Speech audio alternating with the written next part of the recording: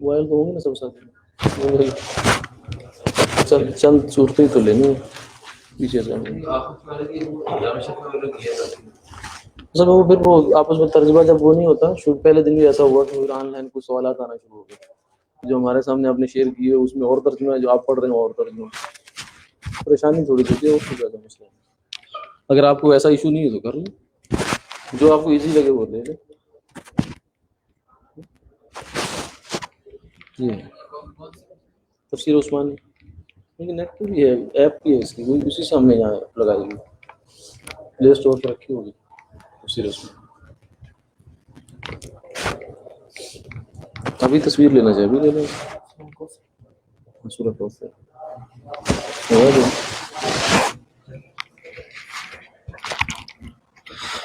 السلام علیکم ورحمۃ اللہ وبرکاتہ۔ آج ہمارے سبق کی ابتدا سورہ کوثر سے ہے۔ اعوذ باللہ من الشیطان الرجیم، بسم اللہ الرحمن الرحیم، انا اعطیناک الکوثر فصل لربک وانحر ان شانئک هو الابتر۔ بسم اللہ الرحمن الرحیم، أرأيت الذي يكذب بالدين فذلك الذي يدع اليتيم ولا يحض على طعام المسكين فويل للمصلين الذين هم عن صلاتهم ساهون الذين هم يراءون ويمنعون الماعون۔ صدق اللہ العظیم۔ شروع اللہ کے نام سے جو بے حد مہربان نہایت رحم والا ہے۔ بے شک ہم نے دی آپ کو کوثر، سو نماز پڑھ اپنے رب کے آگے اور قربانی کر۔ بے شک جو دشمن ہے تیرا وہی رہ گیا پیچھا کٹا۔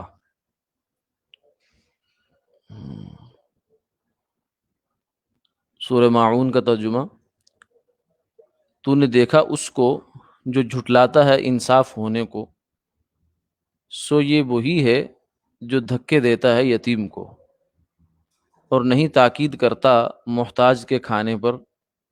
پھر خرابی ہے ان نمازیوں کی جو اپنی نماز سے بے خبر ہیں، وہ جو دکھلاوا کرتے ہیں اور مانگی نہ دیویں برتنے کی چیز۔ پہلی سورت سورہ کوثر جو ہے، کوثر کا مطلب کیا ہے اور اس سورت کا پس منظر کیا ہے؟ پس منظر یہ تھا کہ کفار نے،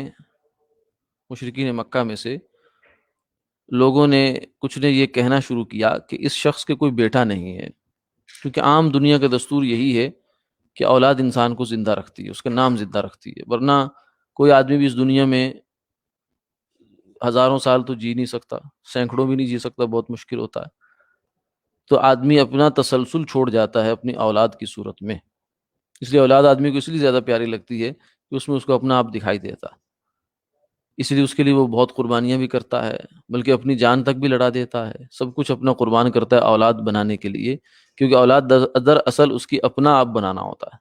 کیونکہ اگلی وہ اپنا تسلسل تیار کر رہا ہے کہ میں چلا جاؤں گا، میرے بعد میری اولاد اس چیز کو سنبھالے گی، اس مکان کو سنبھالے گی، اس علم کو سنبھالے گی، اس تجارت کو سنبھالے گی، اس سلسلے کو سنبھالے گی۔ تو دنیا کا دستور تو یہی ہے۔ اس دستور پر مشرکین مکہ نے بھی یہ کہا کہ جب حضور کی اولاد نہیں ہے تو آگے سلسلہ کوئی نہیں چلنا، یہ 4 دن کی بات ہے، بس یہ کہانی ختم ہو جائے گی۔ کچھ لوگ یہ بھی کہہ دیا کرتے تھے۔ تو اس کے جواب میں اللہ تعالیٰ نے یہ صورت نازل فرمائی کہ یہ جو سلسلہ کٹ جانے والی بات کہہ رہے ہیں، یہ آپ کا نہیں کٹے گا بلکہ آپ کے دشمنوں کو کٹے گا۔ آپ کا سلسلے کو تو ہم جاری کریں گے، وَرَفَعْنَا لَكَ ذِكْرَكَ، ہم آپ کے ذکر کو بلند کر دیں گے۔ تو جس کے ذکر کو اللہ بلند کرے اس کو کوئی پست نہیں کر سکتا، کوئی ختم نہیں کر سکتا، کوئی کم نہیں کر سکتا۔ تو اس پس منظر میں یہ صورت نازل ہوئی۔ اس میں 3 آیتیں ہیں اور یہ قرآن پاک کی وہ صورت ہے کہ جس کے بارے میں مشہور ہے کہ یہ 7 معلقات، یعنی وہ قصیدے بڑے بڑے اعلیٰ پائے کا ادب عرب کے اندر جو تخلیق ہوا شاعری کی صورت میں، تو اس میں سے بھی جو سب سے اچھے قصیدے ہوتے تھے ان کو پھر لٹکا دیا جاتا تھا بیت اللہ پر۔ تو جب یہ صورت نازل ہوئی تو اس وقت جو ہے اس صورت کے مقابلے میں کوئی کلام بھی نہیں رکھا جا سکا۔ ایک شاعر تھے، لبید ان کا نام تھا، یہ کلاسیکل شاعر تھے عرب کے اس وقت کے، تو وہ مسلمان ہو گئے بعد میں، روایتی جو پرانے شاعر تھے زمانہ اسلام کے آنے سے پہلے پہلے، تو وہ بعد میں مسلمان ہو گئے تو انہوں نے پھر شعر کہنا چھوڑ دیا۔ ایک دفعہ عمر رضی اللہ تعالیٰ عنہ سے کہا کہ لبید تم کوئی شعر نہیں کہتے ہو، کچھ سناتے نہیں ہو کچھ، تو انہوں نے فرمایا کہ سورہ کوثر کے آ جانے کے بعد اب کسی شعر کی گنجائش نہیں ہے، گویا کہ اب اتنا عمدہ کلام آ گیا ہے کہ اب اس کے سامنے ہماری شاعری تو مخمل میں اس کا ٹاٹ کا پیون لگانا ہے، یہ تو اپنی آپ کو سورج کے آگے چراغ لے کے جانے والی بات ہے، تو چراغ کوئی سورج کے سامنے کچھ بھی نہیں کر سکتا، اس کی اتنی روشنی ہوتی ہے کہ چراغ لے جانا بے وقوفی سمجھی جاتی۔ ہاں اندھیرا جب تھا،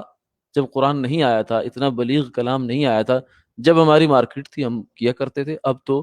اس کا کوئی فائدہ نہیں رہا۔ تو اس میں پہلے جو آیت ہے اس کے اندر فرمایا انا اعطیناک الکوثر، ہم نے آپ کو کوثر عطا کی۔ کوثر کے بارے میں مفسرین کے تقریباً 26 اقوال ہیں کہ کوثر سے کیا مراد ہے،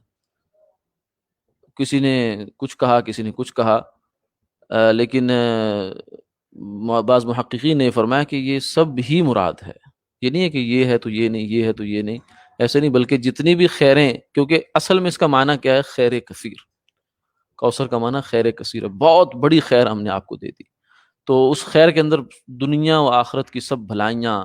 آپ صلی اللہ علیہ وسلم کی ساری خصوصیات، سارے امتیازات، سارے معجزات، سب کچھ اس کے اندر آ گیا۔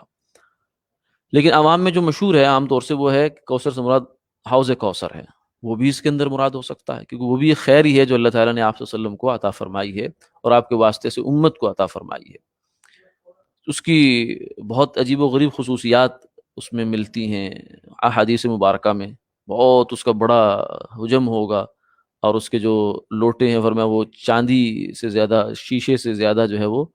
چمکدار ہوں گے، اور جو آدمی اس سے پانی پیے گا وہ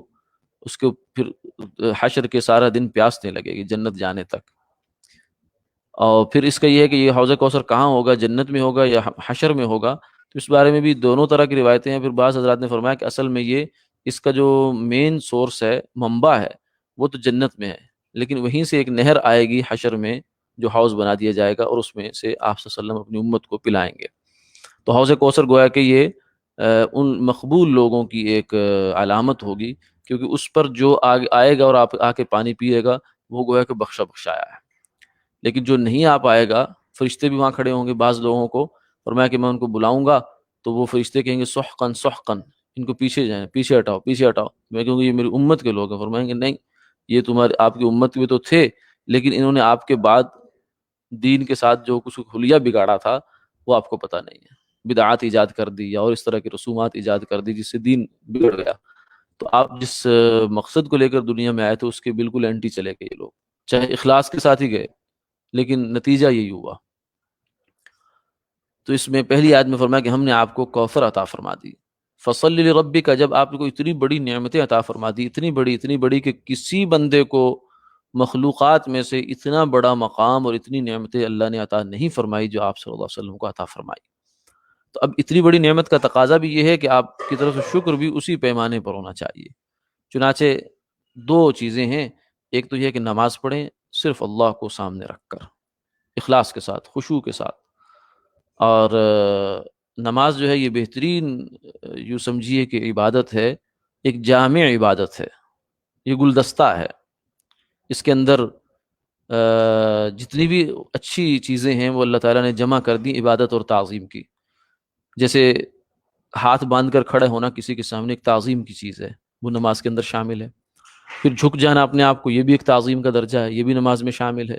پھر یہ ہے کہ سجدے میں چلے جانا، کسی کے پاؤں پہ پاؤں رکھ دینا، ناک سے لکیریں نکالنا، یہ بھی عاجزی کا اور اپنے آپ کو مٹا دینے کا آخری درجہ ہے، انتہا درجہ ہے، تو یہ بھی نماز کے اندر شامل ہے۔ پھر یہ تو ڈھانچہ ہو گیا، پھر اس کے بعد جو قرآن پاک ہے یہ خود اللہ کا کلام ہے، اور اس کے اندر اتنا قرب اللہ تعالیٰ کا ملتا ہے، اجر ملتا ہے، وہ نماز کے اندر شامل۔ سورہ فاتحہ ہر رکعت میں شامل، اور باقی صورتوں میں سے کچھ نہ کچھ پڑھنا جو ہے وہ بھی اس کے اندر آ گیا۔ پھر اذکار، ذکر اللہ اکبر ہے، سبحانک اللہم بحمدک، سبحان ربی العظیم، سبحان ربی الاعلی، یہ ساری جو ہیں وہ اذکار ہیں، وہ بھی نماز کے اندر شامل کر دیے گئے۔ اور پھر اس کے بعد توجہ اللہ، یہ ایک بہت بڑی چیز ہوتی ہے جس کو ہمارے ہاں بعض حضرات مراقبات کے ذریعے سے اور ان چیزوں کے ذریعے سے حاصل کرنے کی کوشش کرتے ہیں۔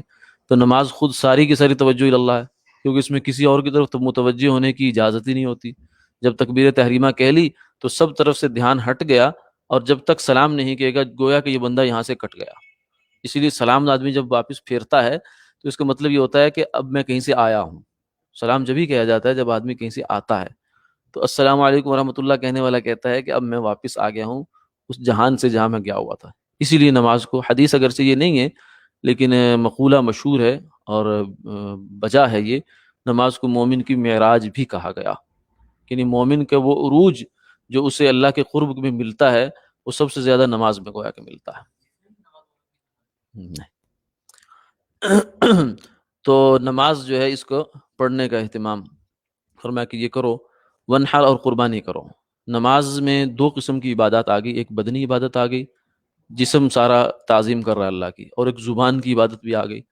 اور تیسری عبادت ہوتی مال کے، جان مال۔ تو مالی عبادت میں قربانی سب سے اعلیٰ ہے، زکوٰۃ بھی اگرچہ عبادت ہے، حج بھی عبادت ہے، اس میں مال بھی لگتا ہے، زکوٰۃ میں بھی مال لگتا ہے، لیکن قربانی بھی مالی عبادت ہے، لیکن اور یہ اعلیٰ چیز ہے کیونکہ اس میں جان جاتی ہے۔ اور قربانی اصل تو اپنی جان کی تھی، لیکن اللہ نے ابراہیم علیہ الصلوۃ والسلام کے اوپر اس چیز کو وہ جو ہے وہ تجربہ جو ہوا، تو اس کے بعد اللہ تعالیٰ نے اس کو بدل دیا ہے، وَفَدَيْنَاهُ بِذِبْحٍ عَظِيمٍ، ایک بڑا ذبح ان کو دیا ہے، ذبیحہ جو فدیے کے طور پر۔ تو یہ اسی لیے کہا جاتا ہے کہ جب قربانی کی جائے تو اس وقت یہ استحضار رہنا چاہیے کہ حق تو یہ تھا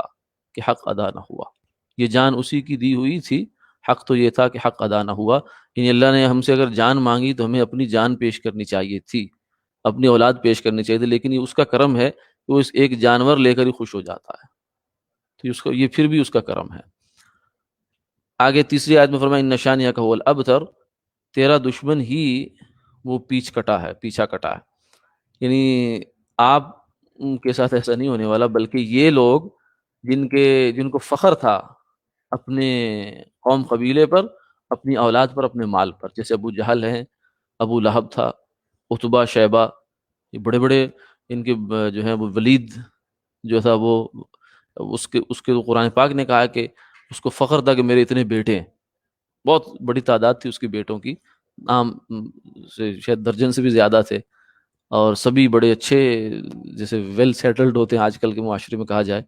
تو اس کو اس پر فخر تھا۔ لیکن آج دیکھیے کہ دنیا میں کیا ہو رہا ہے، انسان کا نام جو چلتا ہے وہ دو راستوں سے چلتا ہے، یا تو اس کے کام سے چلتا ہے یا اس کی نسل سے چلتا ہے، تو نسل جو ہے وہ بھی ان کی کٹ گئی۔ آج کوئی بھی آدمی جو ہے نا آپ کو دنیا میں کہیں یہ فخر کرتا ہوا نہیں ملے گا کہ میں ابو لہب کی اولاد میں سے ہوں، میں لہبی ہوں، یا کوئی بھی ولید بن مغیرہ یا اس کی جو ہے وہ عتبہ شیبہ کی اولاد سے ہونے پر فخر نہیں کرتا، ہاں فخر کرتا ہے تو اس پر کرتا ہے کہ میں سادات میں سے ہوں، اس کو دنیا میں بھی دیا جاتا ہے، پروٹوکول دیا جاتا ہے کہ وہ سید ہے، یہ حضور صلی اللہ علیہ وسلم کی نسل میں سے ہے۔ اور دوسری چیز جو نام کے رہنے کی بنیاد ہوتی ہے وہ ہوتا ہے کام، تو کافروں کا کفر جو ہے وہ آج بھی لعنت کا موجب ہے، جبکہ اسلام آپ صلی اللہ علیہ وسلم کا لاہ و دین جو ہے وہ آج بھی دنیا کے کونے کونے میں، چپے چپے میں 1400 سال ہو چلے ہیں، 1500 سال گزر گیا ہے اس بات کو، اور ابھی تک بھی وہ روز افزوں ہے، اس میں کوئی کسی قسم کی کمی نہیں آئی۔ اور اس آیت میں یہ بھی اشارہ اس بات کی طرف کہ آپ صلی اللہ علیہ وسلم کی گستاخی کرنے والا آدمی یہ دم بریدہ ہوتا ہے، جس نے اس ہستی کے ساتھ توہین کا معاملہ کیا، عزت و احترام میں فرق لانے کا معاملہ کیا، تو اس کا انجام نہ اس دنیا میں اچھا ہے نہ آگے جا کے اچھا ہے، چاہے وہ کچھ بھی ہو جائے، لیکن یہ اللہ کا ایک دیا ہوا گویا کہ ایک نظام ہے۔ اگلی صورت سورہ ماعون ہے۔ ماعون کہتے ہیں برتنے کی چیز کو۔ اس صورت کا اور سورہ کوثر کا آپس میں ایک ربط بھی ہے، وہ یہ ہے کہ دونوں میں نماز کو بنیادی ایک بات بتایا گیا ہے، اور نماز عماد الدین بھی ہے۔ نماز جو قائم کرتا ہے وہ اس کا دین سارا قائم ہو جاتا ہے، کیونکہ نماز دین کا ستون ہے، پوری زندگی گویا کہ اس کی سنبھل جاتی ہے، سنور جاتی ہے۔ تو یہاں جو ابتدا فرمائی وہ پہلی یہ آیت ہے کہ کیا آپ نے دیکھا اس شخص کو جو انصاف کو جھٹلاتا ہے، یعنی جو بندہ قیامت کا منکر ہے، کیسا عجیب آدمی ہے کہ انصاف ہونے کو جھٹلاتا ہے، حالانکہ انصاف انسانی عقل کا تقاضا ہے کہ دنیا میں ہم دیکھتے ہیں کہ بہت سے میٹر ایسے ہوتے ہیں جہاں ظلم ہوا ہے، نا انصافی کی بات ہوئی ہے، دنیا میں سالو ہو جاتا ہے مسئلہ۔ لیکن بہت دفعہ مظلوم بیچارہ دھکے کھا کھا کے مایوس ہو کے کہتا ہے میں اللہ پہ چھوڑتا ہوں بات کو، اس کو انصاف نہیں ملتا، گزر جاتی ہے وقت اس کا۔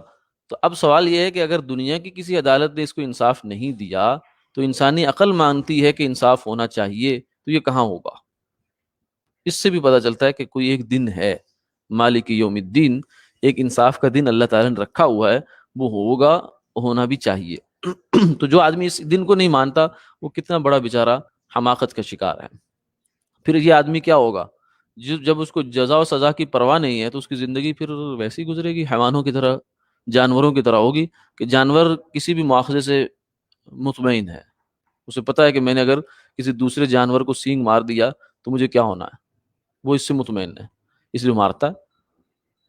چیرتا پھاڑتا بھی ہے، سب کچھ کرتا ہے، غلط صحیح کی اس کے اوپر کوئی پابندی نہیں ہے۔ تو جو آدمی قیامت کے دن کو، یعنی اللہ کے یہاں جواب داری کو نہیں سمجھتا، اولئک کالانعام، فرمایا کہ یہ جانور ہے، بل ہم اضل، جانور پھر بھی ایک لمٹ کے اندر رہے گا، لیکن انسان جب جانور بنتا ہے تو پھر اس کی لمٹ کوئی نہیں ہوتی، وہ پھر وہ کچھ کرتا ہے جو جانور نے کبھی تصور بھی نہیں کیا۔ فذلک الذی یدعو الیتیم، یہی وہ تو ہے آدمی جو دھکے دیتا ہے یتیم کو، پھر اس کے دل میں انصاف، رحم اور یہ سب چیزیں نکل جاتی ہیں۔ ولا یحض علی طعام المسکین، پھر کوئی مسکین ہے جو نادار ہے، محتاج ہے،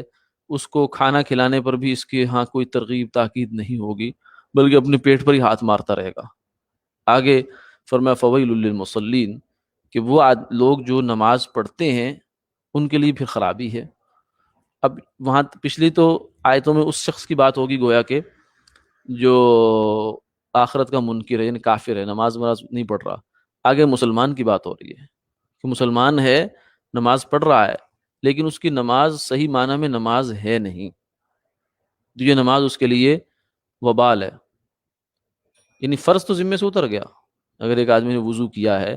نماز کے شرائط ارکان پورے کر لیے، تو فرض اس کے ذمے سے اتر گیا، نماز چھوڑنے کا گناہ اس کو نہیں ہوگا، اس پر جو عذاب ہے، وعید ہے، وہ نہیں ملے گی۔ لیکن نماز کی جو حقیقت ہے وہ نہیں اس کے پاس ہے۔ نماز کی حقیقت تو یہ تھی کہ جب وہ زندگی میں آتی تو زندگی بدل جاتی، وہ اس کے پاس نہیں ہے۔ بلکہ اس کی وجہ کیا ہے؟ وجہ یہ ہے کہ اس نے نماز کو بنایا نہیں ہے۔ الذین هم عن صلاتهم ساہون، یہ نماز سے غافل ہوا۔ بنانے کا مطلب کیا ہے؟ کہ نہ بنانے کا، کہ یا تو اہتمام سے پڑھا ہی نہیں ہے، یہ قائم ہی نہیں کیا نماز کو، تسلسل کے ساتھ نماز نہیں پڑھی،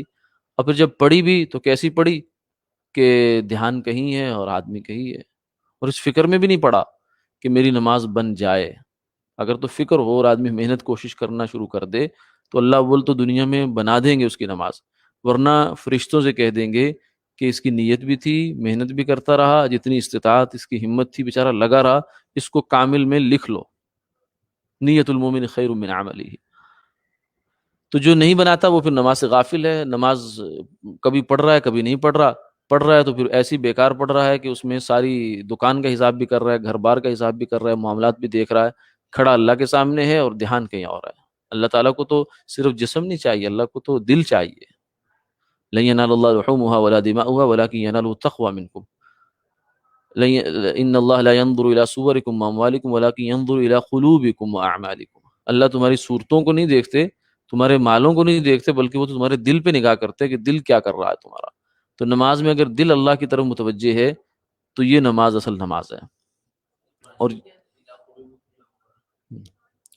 الذین هم یراؤون، جو لوگ پھر دوسرا مسئلہ کیا ہے کہ نماز اگر اس نے ٹھیک بنا بھی لی تو پھر اخلاص نہیں ہے، خشوع بھی نہیں، خضوع بھی نہیں ہے نماز کی دو صفتیں ہوتی ہیں، خشوع اور خضوع۔ خشوع کا مطلب ہوتا ہے ظاہری ڈھانچہ نماز کا ایسا ہو جائے کہ اس میں انگلی رکھنے کی گنجائش نہ ہو، ایسا کامل ہو جائے، اور خضوع یہ ہے کہ دل سے اللہ کی طرف متوجہ ہو جائے انسان۔ اصل تو یہ ہے کہ تکبیر تحریمہ سے لے کر سلام پھیرنے تک توجہ اللہ ہی رہے اس کی، یہ تو شاندار نماز ہے۔ لیکن کم سے کم آخری درجہ یہ ہے کہ ہر رکن میں ایک دفعہ تو آ جائے، اور پھر اس سے بھی آخری درجہ یہ کہ پوری نماز میں ایک دفعہ تو یہ خیال اس کو آئے کہ میں اللہ کے سامنے کھڑا ہوں۔ اگر یہ بھی نہیں آیا تو پھر کیا نماز ہوئی، اس میں خضوع کہاں سے آیا؟ اور خشوع خضوع اگر آ بھی گیا تو پھر کیا ہے مسئلہ؟ الذین هم یراؤون، ریاکاری کر رہا ہے، شیطان آ گیا اس کی نماز کو ضائع کرنے کے لیے کہ تو اچھی نماز سنوار کے پڑھ تاکہ لوگ کہیں بڑا نمازی ہے، یہ ریاکاری بھی ہو جاتی ہے۔ یعنی نماز کی ریاکاری بھی مراد ہو سکتی ہے، اور اوور آل پوری زندگی کے جو چیزیں اس میں بھی ریاکاری ہو سکتی ہے کہ تو بیٹے کی شادی پر اچھا پیسہ لگا تاکہ لوگوں کو پتہ چلے تیرے پاس پیسہ ہے، تو یہ کر، تو وہ کر، تو نمائش جسے کہتے ہیں، اپنے مال کی نمائش، اپنی تعلقات کی نمائش، اپنی اعمال کی نمائش، اپنی عبادات کی نمائش، یہ چیزیں اس میں داخل ہو جاتی ہیں۔ تو یہ بھی غلط ہے۔ اصل یہ ہے کہ انسان کو اللہ کے حکم کے سامنے رکھ کر زندگی گزارنی چاہیے۔ اور تیسری صفت ان لوگوں کی یہ ہے کہ یمنعون الماعون، جو برتنے کی معمولی چیزیں ہیں وہ بھی نہیں دیتے، یعنی بخل۔ بخل اس حد تک ہو گیا ہے کہ معمول کی جو بات چیز ہے وہ بھی نہیں دیتے۔ مثلا اڑوس پڑوس میں رہنے والے رشتہ دار عزیز ہیں، وہ کوئی چیز مانگنے کے لیے بس اوقات آ جاتے ہیں، کوئی کسی دے دو، کوئی پھاوڑا دے دو، کوئی اور جو چیز ہے گھر کے استعمال کی وہ دے دو، کیونکہ ایسی چیزیں جن کی ضرورت کم پڑتی ہے، کبھی کبھار پڑتی ہے۔ تو شہری زندگی تو خیر تھوڑی سی مختلف ہوگی، یہاں تو پڑوسی کو کوئی پتہ ہی نہیں ہوتا، مرنے جینے کا پتہ نہیں ہے، صحت زندگی کا پتہ نہیں ہے۔ لیکن دیہات کی زندگی میں یا یہاں تھوڑی سی شہروں سے ہٹ کر زندگی ہے، وہاں یہ ہوتا ہے کہ اڑوس پڑوس بھی کچھ نہ کچھ حق حقوق رکھتے ہیں ایک دوسرے پر، اور پھر لین دین بھی چلتا رہتا ہے۔ تو بعض لوگوں کی عادت یہ ہوتی ہے کہ یہ ہلکی ہلکی چھوٹی چھوٹی چیزیں بھی دینے سے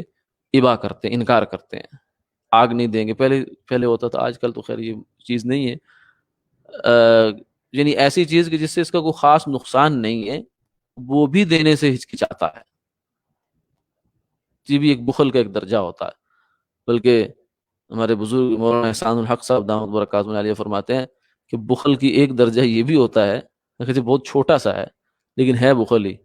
کہ ہم لوگ دوسرے کو نوٹ بھی پرانا دیتے ہیں۔ دو نوٹ ہماری جیب میں ہوں تو اس میں سے ہم پرانا نکال کر اس کو دے دیں گے، نیا والا اپنے پاس رکھ لیں گے، حالانکہ نئے پرانے نوٹ میں کوئی فرق نہیں ہے، ایک ذرے کا فرق نہیں ہے، دونوں کی ویلیو سیم ہے۔ اور یہ بھی نہیں ہے کہ آپ نے نیا سنبھال کے رکھنا ہے کوئی 200 سال تک، یا 6 مہینے ہی چلو آپ نے سنبھالنا ہو، تو پھر تو آدمی کہ یار میرے پاس زیادہ دیر رہنا ہے تو اس نے پھٹنے کا امکانات ہیں، اور یہ تو آگے چلی جائے گا، ایسا بھی کوئی بات نہیں، اس میں سے کوئی ریزن نہیں ہے، معقول کوئی وجہ نہیں ہے، لیکن ایک دل میں ہوتا ہے کہ جو ہے نا نوٹ نیا دوسرے کو نہ دیا جائے، پرانا دیا جائے۔ تو یہ بھی ایک درجے میں مال کی محبت ہے۔ اللہ تعالیٰ ان بری چیزوں سے ہماری حفاظت فرمائے اور ہمیں صحیح معنوں میں نماز پڑھنے والا بنا دے، آمین۔ بے خبری کی نماز سے بے خبر ہونے کا مطلب یہی ہوا نا کہ یا تو اہتمام سے پڑھتے نہیں ہیں، بالکل نہیں پڑھی، یا کبھی پڑھی کبھی نہیں پڑھی، اور جو پڑھتے ہیں وہ نماز میں دھیان نہیں پیدا کرتے، یہ سب بے خبری کی صورتیں ہیں۔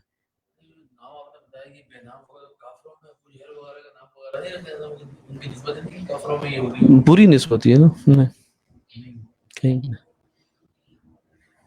جانوروں کا جانور سے بدلہ دیا جائے گا، تو یہ کیا کہتے ہیں، جانوروں کو چھپا کر ان سے بدلہ نہیں دیا جائے گا، نہیں آئے تو ہم نے پڑھا کہ قیامت تک تجھے دیا جائے گا بدلہ۔ ہاں، سوال یہ ہے کہ جانور کا جانور سے بدلہ، میں نے عرض کیا کہ جانور کو اس چیز کا یقین نہیں ہے، اس لیے دنیا میں اس کے اوپر کوئی روک نہیں ہے۔ آپ نے کبھی نہیں دیکھا ہوگا کوئی جانور دوسرے کو مارنا چاہا اس نے، اور پھر اس کو خیال آیا کہ مجھے قیامت والے دن مواخذہ ہوگا تو چھوڑ دیا اس نے، ایسا نہیں ہوتا۔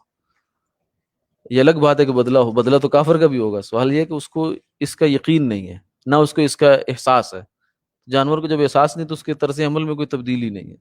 یہ حال کافر کا۔ بدلہ تو ہوگا، جو چھوٹا چھوٹا مظالم ہے نا جانوروں کے، ان کا تو قصاص ہوگا۔ جی آن لائن سوال کوئی تھا، فرمائیے۔ جی وعلیکم السلام۔ جی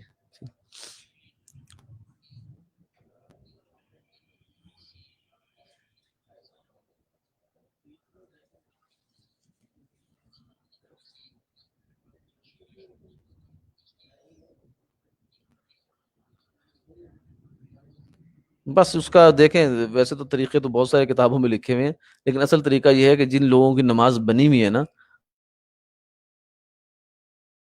حال ہے، تو ان کی جو صفات ہیں وہ ہمارے اندر بھی آ جائیں گی. شارٹ کٹ طریقہ تو یہی ہے. ٹھیک ہے، باقی اس کے علاوہ یہ ہے کہ آپ کچھ دیر کے لیے اپنے آپ کو یکسوئی میں رکھا کریں،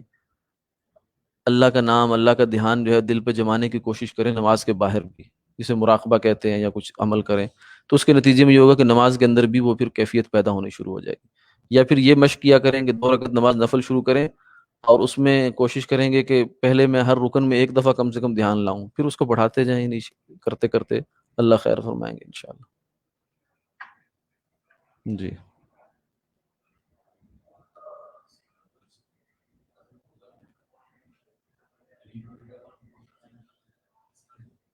جی، وعلیکم السلام.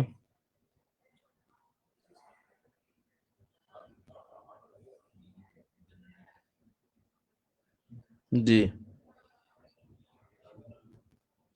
ربط یہ ہے کہ نماز جو ہے نا یہ بدنی عبادات میں سے سب سے اعلیٰ عبادت ہے، اور قربانی مالی عبادات میں سے سب سے اعلیٰ عبادت ہے. تو چونکہ نعمت سب سے اعلیٰ ہے، تو اس کے شکر میں جو شکر کا طریقہ ہے وہ بھی سب سے اعلیٰ ہونا چاہیے.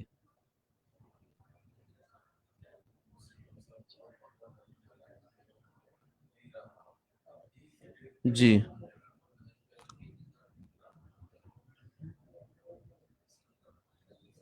نہیں، عام قربانی تو عام دنوں میں تو قربانی نہیں ہوتی، قربانی تو خاص ہے. حج پہ ہوتی ہے، یا پھر اس میں ہوتی ہے، یا پھر جو قربانی عقیقہ وغیرہ ہوتا ہے اس میں ہوتی ہے. جی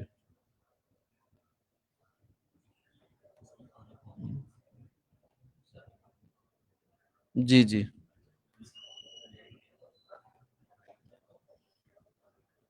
یعنی یہ بھی اس کا ایک مصداق ہے، یہ نہیں ہے کہ یہ یہاں مراد ہی یہ ہے، کیونکہ یہ تو صورت مکہ مکرمہ میں نازل ہوئی، اور قربانی جو ہے اس کا سلسلہ تو مدینہ منورہ میں جا کے ہوا. تو بعض دفعہ آیت کا لفظ جو ہوتا ہے وہ عام ہوتا ہے، تو وہ جس وقت جو موقع مناسب ہوتا ہے اس کے لحاظ سے اس کا وہ مراد ہوتا ہے. تو یہاں ایک تفسیر یہ بھی ہے، یا یوں کہہ لیے ایک معنی اس کا ایک موقع کے لحاظ سے یہ ہے کہ مشرکین مکہ چونکہ بتوں پہ قربانی کرتے تھے، تو آپ کی قربانی اللہ کے لیے ہونی چاہیے. اب وہ کب ہونی چاہیے، کیسے ہونی چاہیے، اس کا یہاں گویا کہ زیر بحث نہیں ہے. یہ ہے.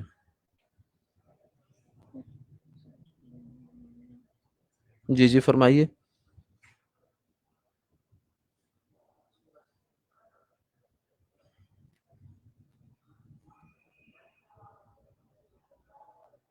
جی،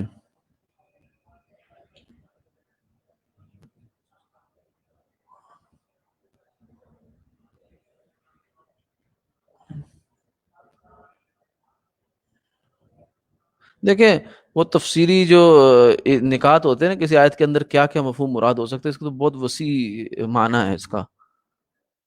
لیکن جو تفسیر ہوتی ہے وہ تو صرف وہی ہوتی ہے جو آ،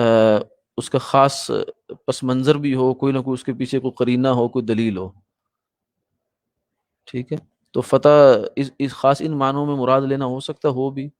کسی تفسیر میں دیکھ لینا چاہیے ایسے موقع پر نا. خود سے کوئی معنی بنانے سے بہتر ہوتا ہے کہ ایسا، کیونکہ ہمارا بعض دفعہ علم ناقص ہوتا ہے تو ہم کوئی غلط چیز بھی تفسیر کے نام پر ایڈ کر دیتے ہیں. تو پہلے معتبر تفسیروں میں دیکھ لیا جائے، اگر وہ معنی مل جائے تو ٹھیک ہے، ورنہ پھر اس سے ایوائڈ ہی کیا جائے. ٹھیک، السلام علیکم.